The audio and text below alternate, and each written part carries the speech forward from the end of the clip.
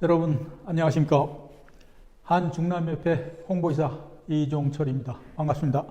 오늘도 여러분들에게 중남미 관련 주요 뉴스를 요약 정리해서 전해드리도록 하겠습니다. 먼저 오늘은 페루의 코로나 관련 소식 전해드리겠습니다. 전 세계에서 인구 대비 신종 코로나 바이러스 감염증 사망자가 가장 많은 페루의 코로나19 상황이 점차 진정세를 이어가고 있습니다. 16일 기준 페루의 코로나19 누적 확진자는 85만 9,740명, 사망자는 33,577명입니다. 8월 중순에는 1일 확진자가 1만 명을 넘어서기도 했으나 이후 감소세가 이어지며 전날엔 2,789명의 확진자가 새로 확인되었습니다. 한때 하루 300명을 웃도는 사망자도 10월 이후 두 자릿수를 유지하고 있습니다. 남미 페루는 전 세계에서 코로나19의 타격을 가장 크게 받은 나라 중 하나입니다. 전 세계에서 확진자 수 8위, 사망자 수는 7위 수준인데 인구 대비로 하면 피해가 두드러집니다. 페루 인구는 3,300만 명가량으로 최근 인구 100만 명당 코로나19 사망자가 1,000명을 넘어섰습니다. 인구 1,000명 중 1명 이상이 코로나19로 숨진 셈입니다. 수개월째 확산 일로였던 코로나19 상황이 점차 진정되면서 페루는 3월부터 이어진 봉쇄를 조금씩 풀고 있습니다. 이달 초 국제선 운항이 6개월여 만에 재개된 데 이어 주요 유적지와 박물관도 지난 15일부터 점차 문을 열기 시작했습니다. 잉카 유적인 마추픽추도 내달 재개장할 예정입니다. 다음은 브라질 경제 관련 소식 알려드리겠습니다. 브라질에서 신종 코로나 바이러스 감염증 사태 장기화로 긴급 재난지원금 지급을 또다시 연장해야 한다는 주장이 제기되고 있습니다. 긴급 재난지원금이 없으면 수백만 명이 극빈층으로 떨어질 수 있다는 분석에 근거한 것이지만 국가 신용등급 하향 조정 가능성까지 거론될 정도로 재정 압박을 받는 상황이어서 쉽게 결정할 수 없는 문제가 되고 있습니다.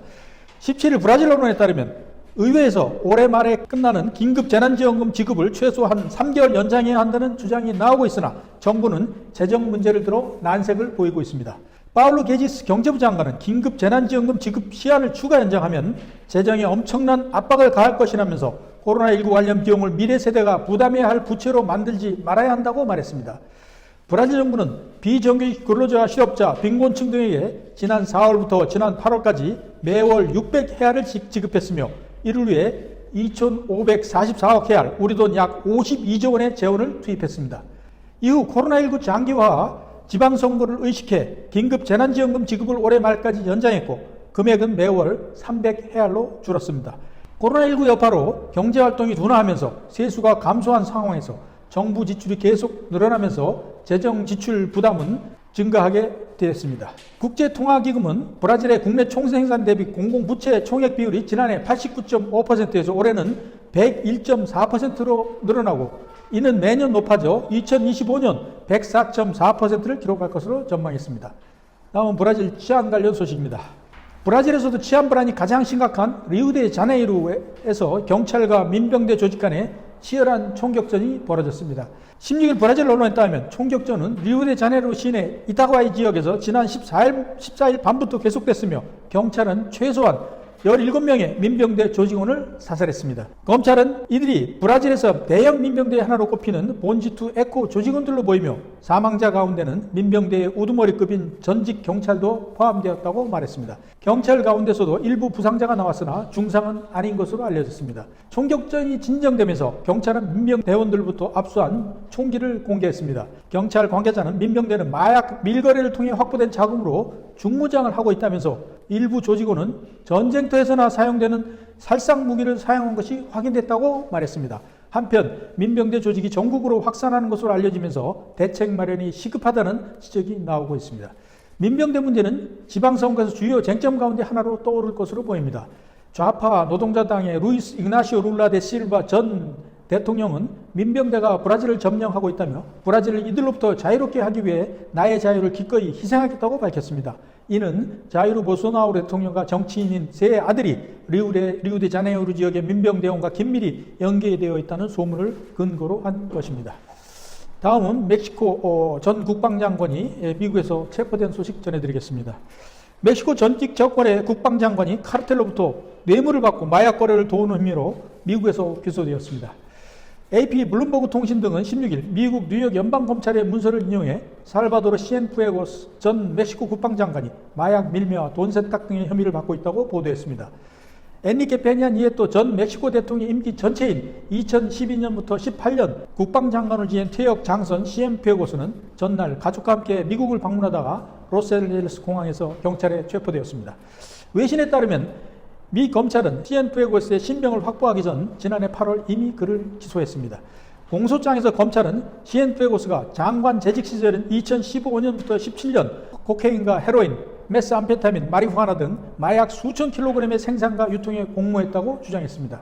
검찰은 그가 지위를 남용해 극도로 폭력적인 멕시코 마약 밀매 조직인 H2 카르텔을 도왔다며 뇌물을 받고 H2 카르텔이 멕시코에서 처벌받지 않고 활동하도록 했다고 밝혔습니다. 미 검찰은 대부라는 명칭으로 시엔푸에고스와 카르텔 지도부 간의 오간 블랙베리 메신저 대화 수천 건을 증거로 확보했습니다. 대화 속엔 시엔푸에고스가 해당 카르텔에 대한 군사작전이 없을 것이라고 약속하거나 경쟁 조직에 대한 작전을 언지라는 내용 등이 담긴 것으로 알려졌습니다.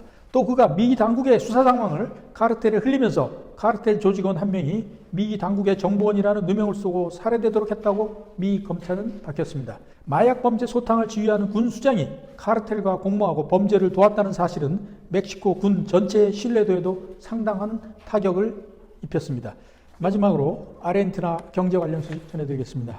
아르헨티나 경제가 남미 최저 수준으로 끝없이 추락하고 있습니다. 아르헨티나 정부의 외환거래 통제로 암시장에서 거래되고 있는 블루달러의 가치가 상승하면서 아르헨티나의 최저임금은 16일 기준 월 101.04달러입니다. 이는 아메리카 대륙 최빈국인 카리브의 IT보다도 낮은 수준입니다. 달러로 측정한 아르헨티나의 구매력 추락사는 경제가 붕괴 수준을 보여주고 있습니다. 2010년도까지만 해도 아르헨티나의 월 최저임금은 439달러였습니다. 이는 남미 국가 중 첫 번째인 칠레의 현 수준보다도 높았습니다. 나탈리아 모틸 아르헨티나 경제학자는 2010년 이후 아르헨티나의 임금은 공식 환율을 적용했을 때 40% 이상 하락했다며 이는 100% 이상 하락한 베네수엘라를 제외하면 라틴 아메리카에서 최악의 수치라고 말했습니다. 이어 아르헨티나의 달러 임금은 지난해 12월에 비해 무려 24% 하락했다며 남미 국가별 임금 지표에서도 올해 6위에서 8위로 두 단계 하락했다고 설명했습니다. 모틸은